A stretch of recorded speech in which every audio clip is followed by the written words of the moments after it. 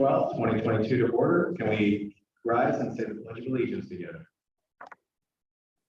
Allegiance to the flag of the United States of America, and to the republic for which it stands, one nation, under God, indivisible, with liberty and justice for all. Thank you, Jamie. Will you call the roll? Councilman Jeff Capel. Here. Councilwoman Jill Cole. Here. Councilman Lee Cervanka. Here. Councilman Brian Gatt. Here. Vice Mayor Pramod Berry. Here. Councilwoman Katie Schneider. Here. Mayor Mark Serkin. Here. 7 present. Do I have a motion to accept tonight's agenda? Second. All in favor? Aye. Do I have a motion to approve the minutes of our regular meeting of April 14th, 2022? So moved. Second. All in favor? Aye. Okay, do we have any communications to council? There are none tonight, Your Honor. Tonight we have Bill Schiller from the Hamilton County Treasurer's Office.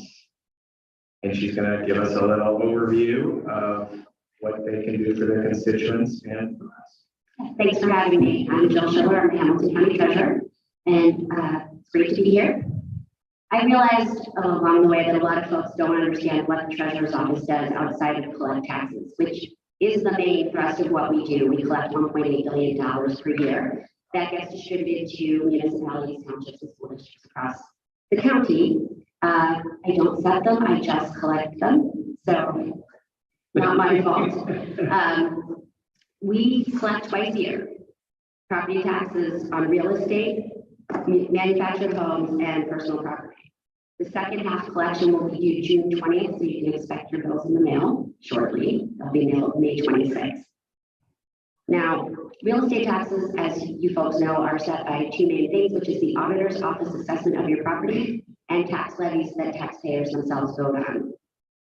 We are very concerned right now with how people pay their taxes. I'm not sure if you're aware, but there's been a spate of thefts from blue mailboxes across the county due to the holdup of a postal worker and the theft of his skeleton key. So we've had a few checks that were not received by us, but have been reported as being washed and misappropriated. We are therefore really working hard to get the word out that you can pay easily online. You are welcome to come down and bring us cash. We really discourage that as well. You can write a check and mail it to our office on Court Street. But we also have a very simple online payment system, which only costs $1.50 per transaction. Now, if you get your assessment and you disagree with your property value assessment, you have the right to come down and challenge that. The Board of Revision of Taxes will hear your case, and I have to say that a lot of people are successful in getting their assessments lowered. So you should encourage folks to come down to the board and make an appointment and meet their case. And it's very possible that it's frequent that those assessments are lowered. We also have a program to help with folks who are having trouble paying their taxes. If you're delinquent or you think you will become delinquent, please reach out to us. We have contracts we can put you on, which give you lower payment amounts to help you get current with your taxes, and also can connect you with legal aid and other entities that have actual money to help you, particularly in light of COVID. CAA, JFS, legal aid can all help folks who are behind on their taxes. And the same goes for senior citizens. There is an auditor's office program called Homestead Exemption. And if you are over 65 or disabled and make less than $34,000 a year, you are entitled to a reduction on your property taxes. And while it's an auditor's program, we try to push it because we know we don't have every senior in the county who's eligible on that program. So it would be great if you could also spread the word to constituents. Finally, we have the Treasurer's Optional Payment Program, which helps folks on a budget. You can prepay your taxes for a smaller monthly amount as opposed to the large twice-a-year bills. It helps us because we know you're paying your taxes ahead of time. It helps you because it makes budgeting much easier. So we are also hoping that we can get some help getting the word out about that program. And finally, as your treasurer, I am here for constituents and taxpayers. Personally, my email address is jill.schiller@hamilton-co.org. Please do reach out if you have any questions or comments. Thank you so much. I do have one quick question. Is the $1.50 convenience fee, is that for an e-check kind of a transaction or a credit card? Okay. It's an e-check. Credit cards do charge percentages, and so we try to discourage that because we have to pass it right along. So, Okay, thank you. thank you. Thank you. The mayor's report for April of 2022 will be entered into the public record. Do I have a motion to accept the financial report for April 2022? Move. Second. All in favor? We have a proclamation for the Public Works Department. Gordon, I know you don't want me to read the whole thing, but just want to let you know how much we appreciate you and all your coworkers, and how spoiled we are here in the city. And we realize we're spoiled. We're happy that we're spoiled, and thank you very much.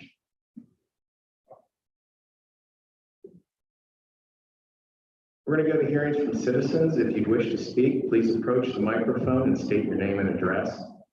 If you have any materials to pass out, please give them directly to the clerk of council. Please keep your comments as brief as possible to allow others a chance to be heard. Hearings from citizens is for us to listen to you and your neighbors. It is very unlikely that we will make any remarks immediately after you speak. We need to have a chance to reflect on your comments, research the subject, consider city codes and legal issues. Sometimes during miscellaneous business, we do revisit an issue brought forward. The clerk of council will notify you when 3 minutes has passed, and at that point, please wrap up your presentation. Most importantly, let's all treat each other calmly and with respect. You're done. Mr. Mayor, how are you tonight? Good. Mr. Mayor, members of the council, Mike Duncan, Jordan Place. I just wanted to come and Jeff actually reminded me while we were outside that we have finished our tax season, obviously. And I just want to thank all of you for getting information out to the Blue Ash citizens. We had a very successful season. Probably didn't quite as many as we normally do, just because of restrictions and stuff. But between the Sherrville Community Center and the JCC, Myerson JCC, and Emerald Village, we were very successful in helping a lot of citizens, especially the seniors. We saved them a lot of money. We get their taxes done on time for them, and not only is it a financial relief, it's also a mental relief. As easy as taxes are to do, they really are easy to do. A lot of people are scared to do taxes. So we'll be doing this again next year, and the year after, and the year after. The AARP Foundation, it's a wonderful service. We take care of millions of people a year throughout the nation. Here in the Cincinnati area, thousands of thousands. And again, just want to thank all of you for getting the information out to Blue Ash citizens, because we saw quite a few of them. Thank you, and have a great day. Well, thank you for your volunteering and all your coworkers that volunteer. If there's any way we can get a big old thank you out to them, I'd like to do it. You know, actually you can, or I will for you. Tomorrow we're having our wrap-up meeting, which we haven't had for 2 years because of COVID, and I will pass it on that Mr. Mayor, you and council send your thanks to them for the service. Thank you so much.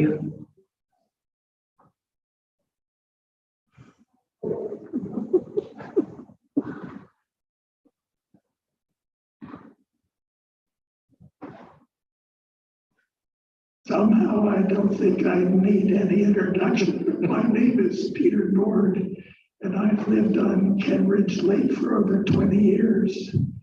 And remember when our family bought land in Blue Ash back in the 40s and built a factory in the 50s. I've been having chats with Gordon about the condition of some of the sewer lids.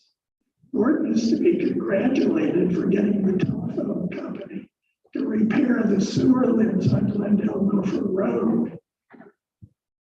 That are very nice to drive over. You wouldn't even know there was a sewer lid where in the past you wondered whether your axles would require medication. So he's to be congratulated, but he hasn't had the same luck with the county and the MSD sewers. And there's one in downtown Blue Ash that I've been having discussions with him. He says he talked to the county and they said, well, fix it yourself. So Jeff tells me you can go to the county commissioners meeting every Thursday. So I thought they'd be as happy to see me down there as you are to see me here. So I'm inviting anybody that wants to come along when I figure out which Thursday I can go. ask them to fix our sewers. Thank you. Thank you. Is there anyone else wants to speak? All right, we're gonna move on to committee reports, Finance and Administration Committee, Councilman Wonka. Thank you. First, I have a motion setting a public hearing for Thursday, July 14th, 2022 at 7:05 p.m. to consider a zoning text amendment to allow a single-family residential use as a conditional use in the downtown zoning district. Have a second? Any discussion? None? All in favor, please. Aye. Motion passes. Next, Jamie, please read resolution number 2022-26. By title only. By title, yes. Resolution affirming the acceptance of American Rescue Plan Act funding, authorizing the local fiscal recovery fund, and authorizing the use of this funding. Move to adopt resolution number 2022-6. Second. Any discussion? Jamie, please call the roll. Vice Mayor Javari, Yes. Councilman Capell, Yes. Councilwoman Cole, yes, Councilman Zerwanka, Yes. Councilman Gath, Yes. Councilwoman Schneider, Yes. Mayor Serkin, Yes. 7 yeses. I have one more resolution here. Jamie, please read resolution number 2022-27 by title. Providing for amendments within the 2022 annual appropriation resolution number 2021-64. Move to adopt resolution number 2022-7. Second. Discussion? Seeing none, please, Jamie, please call the roll. Councilwoman Schneider, Yes. Councilwoman Cole, yes, Councilman Gath, Yes. Councilman Capell, Yes. Councilman Zerwanka, Yes. Vice Mayor Javari, Yes. Mayor Serkin, Yes. 7 yeses. I have there. All right, we're gonna move to miscellaneous business. Start over here. David. Just a couple items. First of all, Gordon and I received a notice yesterday that they're going to be doing repairs on Cooper Road Bridge near the junior high. I think they tentatively scheduled that for November of next year, or November through March of next year, right? November, they're bidding the project this November and the project will be next year. Yes. So when we get more information, we'll be sure to tell you, to share specifics, but you can imagine that's a pretty significant detour coming to and from Blue Ash and Montgomery. So when we get that information, we'll let you know. We just literally got a heads up that they are starting to work on that. Will that maintain traffic at all, or will they? It sounds like that they will be detouring traffic to Viper Road or Zigzag. As the timing again was bidding in November, and then It was next spring. Yeah, it'll be next year when the project takes place. The bidding is this year, so they'll award the project this year, for construction next year. So this is not a model. I think it was March through October of 23, if memory serves right. This is not a remodel. This is a redo, you're saying? This is work on the parapet walls to the bridge, so the fencing and then the concrete walls on the sides. Okay. Hopefully they maintain some traffic sometimes and not close for 6 months straight. But that'll be quite the logistic nightmare for the school. Take all their buses in and out of there. Secondly, I know from time to time a question is asked about the blue downtown development when it's coming. Tentatively, the developer has communicated us, they think they will submit it to us in June. That would enable a July planning commission meeting. If we have that before the June meeting, we'll go ahead and set those hearings at the June meeting.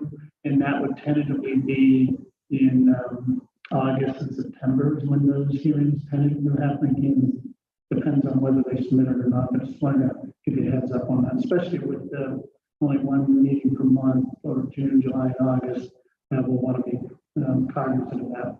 And lastly, just also to give you a heads up, we tentatively plan on giving you an update on Town Square project in the June meeting. Nothing fancy, just, 10-minute miscellaneous business. As you know, the program has been approved, designed and all that, but we're just going to give you kind of final renderings, final plans, final images and things like that. Just a nice little update. And we're still on pace for, we think, bidding that out later this year. But give you a heads up that might be a nice meeting for that update. And that's all I have. Ellie?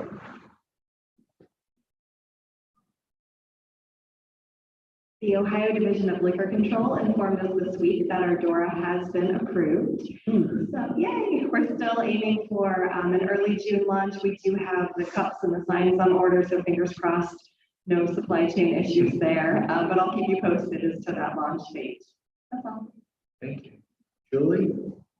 Thanks, tonight. Thank you. I just have two quick things. Number one, next week being Public Works Week, we do have a touch truck event at Summit Park from 4 to 7 next Wednesday. And that'll be weather dependent, obviously. We did have a coloring contest, so we'll be announcing the winners for that. We have 3 age groups for that. And we also have a Name the Truck contest that we did, and the winner was Control Salt Delete. So we'll be giving that prize out as well. So feel free to come, and if you want to sit in a truck, I'll take your picture in there.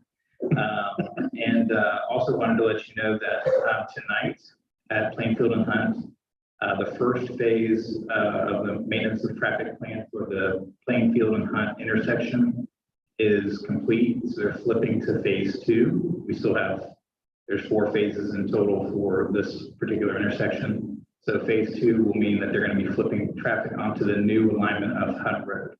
So there's new traffic signals that were put in, or temporary traffic signals that were put in. So it's going to be like it always has been, just shifted further north in the new alignment for where the roundabout will be in the future. So I just want to let you know, when you drive through there tomorrow, it will be different. Thank you. And one important comment, how did Snowy McSnowface go with the name the truck contest? Just a one vote? I'm not sure how that went, but we had pretty good, I think we had about 50 some names that people submitted. And we'll do this in the next couple of years we don't have that many big trucks, so we have to make it last. That is a great name. It really is. Okay, Sherry. Nothing. Jamie? Nothing, thank you. Counselor Pacheco? Jill?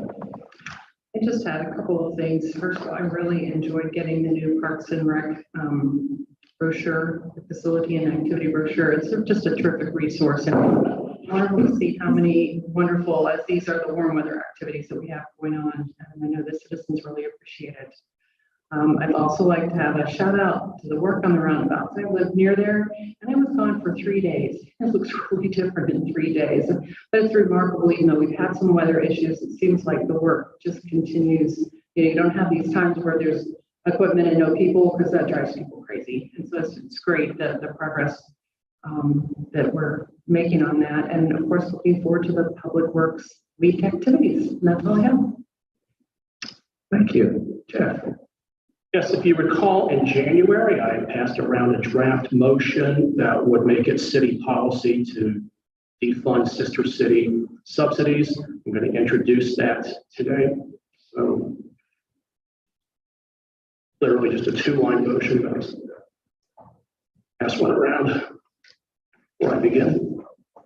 I was looking for the night agenda meeting to present this, and I think I hit the jackpot tonight.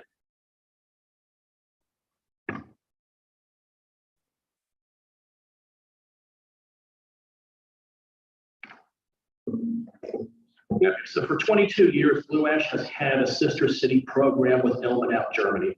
Typically, in a 2-year period, we send about 18 people over there for one visit, with Blue Ash taxpayers paying for the airfare. Then in the opposite year, a similar sized German delegation will visit Blue Ash, where we pay for the living expenses. For 22 years, the program has produced no results for the city or its residents while costing taxpayers up to $40,000 a year, plus plenty of staff time. There have not been trips the last 2 years due to the pandemic, and the 2018 trip was axed due to local political issues, apparently on both sides. I still haven't seen where any Blue Ash resident has suffered because there was no taxpayer-funded Sister City trip in those 3 years.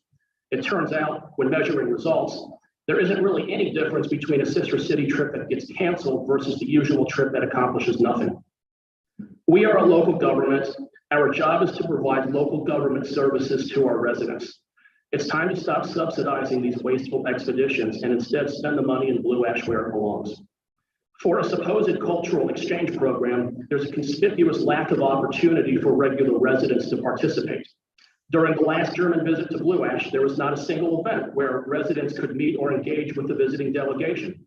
In prior trips, there would at least be a cookout or a picnic to check the box, but the last trip didn't even give residents that chance. The program no longer bothers even creating the illusion that this has anything to do with benefiting residents. The only role residents get to play in this program is paying for it. What kind of cultural exchange program prevents its own residents from experiencing the cultural exchanges? Then we'll hear that this is an economic development program. The argument often gets made, but it's never backed by any evidence. In 2018, when a number of residents contacted us to ask us to eliminate the subsidy, one councilman responded by reciting the usual economic development line. When the resident wrote back and asked for examples, thinking that an economic development program should have produced some after 18 years, the resident was told, of course, there are no examples. A 2017 Cincinnati Enquirer article included a quote from a city staffer who likewise claimed there were economic development benefits, though the article also included the line that stated specific projects were not described. And then around 2000 or 2001, when the program began, the city produced this special advertisement in Cincinnati Magazine that included an article on the program.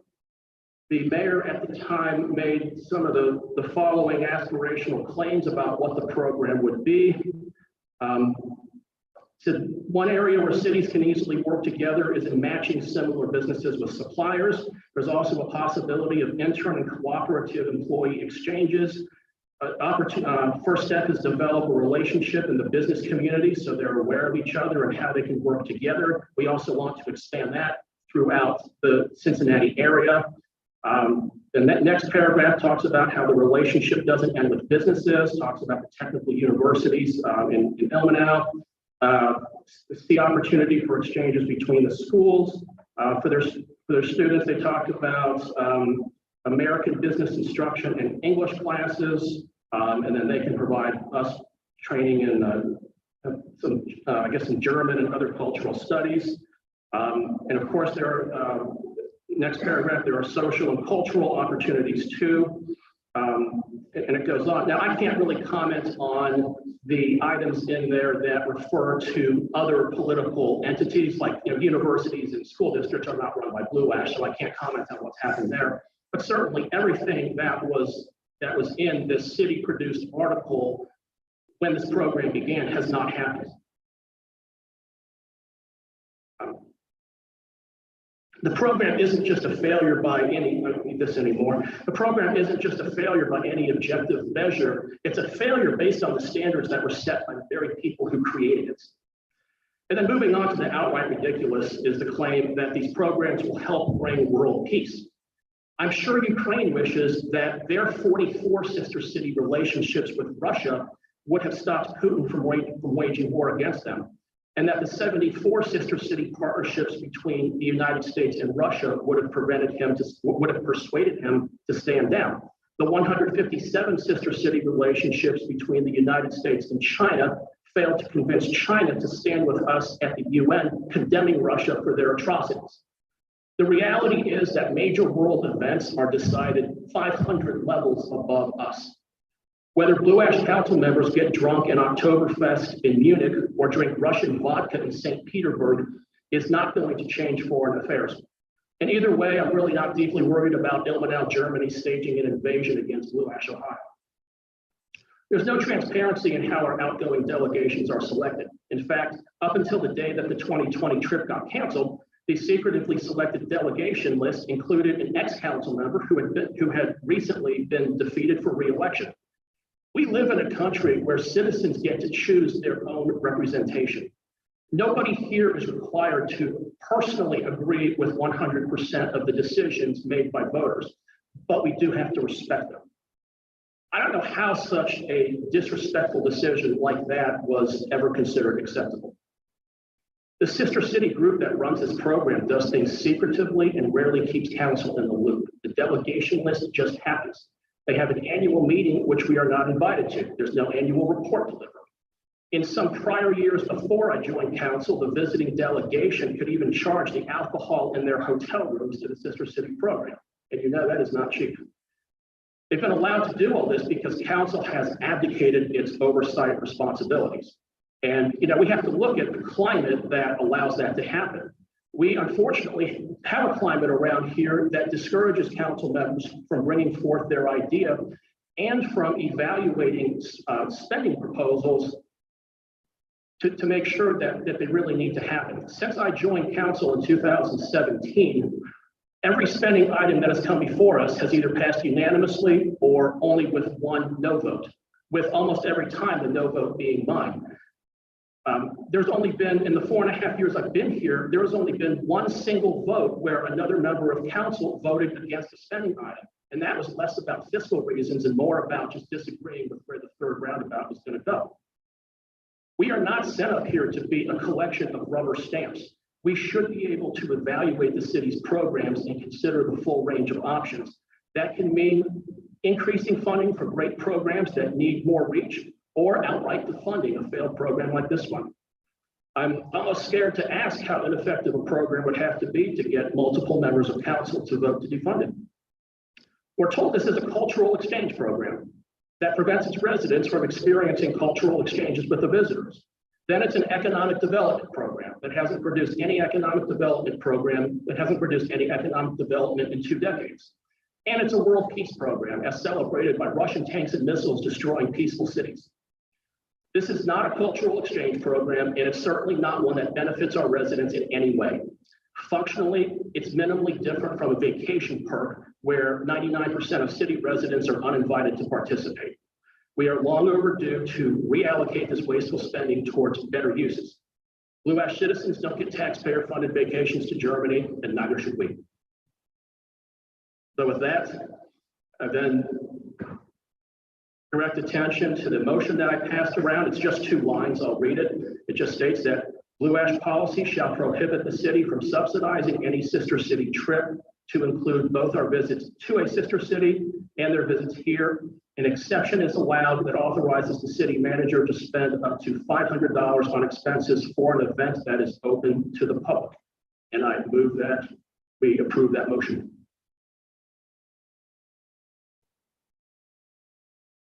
It doesn't appear you have a second. It appears you're correct.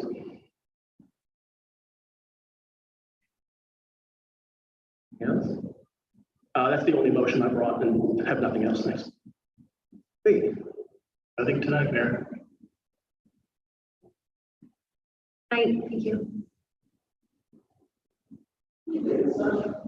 We live in such a great city. I was reminded of that this week. I was sitting at the junior high PTO end of year volunteer luncheon, and one of the people sitting next to me told me how disappointed her children were when they learned that the house they bought 8 years ago was over the line in Montgomery instead of in Blue Ash. She is currently planning the 8th grade celebration for the junior high students, and that celebration will happen at the Blue Ash Rec Center in a couple of weeks. They get to use the pool, they grill out. It is a big deal, and she said it's one of the few times that she gets to, she and her kids will get to come to the Blue Ash pool. You said it, Jill. The summer schedule of outdoor events is just an amazing thing that we have, and perhaps we ought not look too quickly past it, lest we miss out on how special a place that we are. That's all I have there. There. I just have just a small comments. I think this Blue Ash Recreation Center is the first time we have done, am I right, or this detail? And it's phenomenal. It's a very nice job. But I was just asking, Brian Cruz is not here. I see the tennis courts are all painted brand new. But when I go play, there is not brand new. But you did a good job. Thank you so much.